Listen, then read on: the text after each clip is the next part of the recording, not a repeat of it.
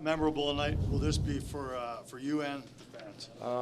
It should be. I mean, the end of it was really good, and the beginning was really good. The ceremony. It was nice to see on a special night for Kipper that we were able to find a way to get a win, and getting it against a team that understands how to win when they had a lead in the third period was a really good thing for our group of players.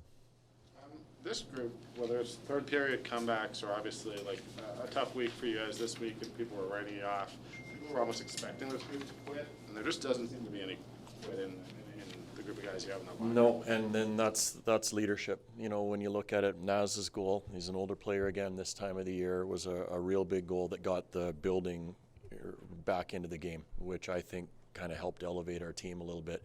And then you score right away after that, and who scores a goal for us is, you know, Blake and Michael and Manji's line. And that's really what you need. It's leadership. So they're noise or no noise, you need those players to be your best players this time of year.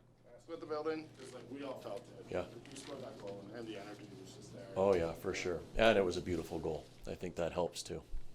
You've mentioned your group being able to sort of stick with it and build their game. Was this a case today of them sticking with it, or did you change anything as the game went on? No, we didn't really. We showed them a couple things between periods, but we didn't have our skating legs the first two periods. They did, and that was very evident. I thought they controlled a lot of the play in the first two periods, but then we flipped the script on them. And it was similar or opposite of our game in Pittsburgh, where I thought we were the better team for two periods and they were the better team in the third.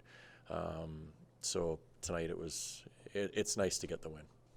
Blake said that the message between intermissions in the second to the third was we can't let these 2 points slip away. Was like, did you say anything between there, or like how do you think the players? It's not. They have their conversations when we leave for sure. For us, it's about how you do things all the time. So not end result, it's process. And if you do things right, you're gonna end up on the right side of the ledger more often than not. So as I mentioned earlier with the leadership. Our message, we give it to them when we leave.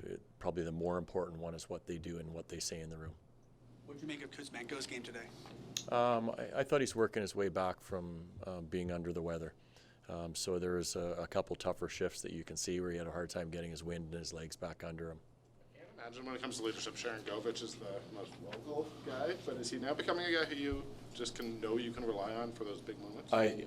We feel like we can rely on him most definitely, and I think he's starting to feel like he's a member of this team and a member of this community, if you will. So I think that period of adjustment when a player first comes over in a trade is gone. Now he feels like he is a valuable member of our team.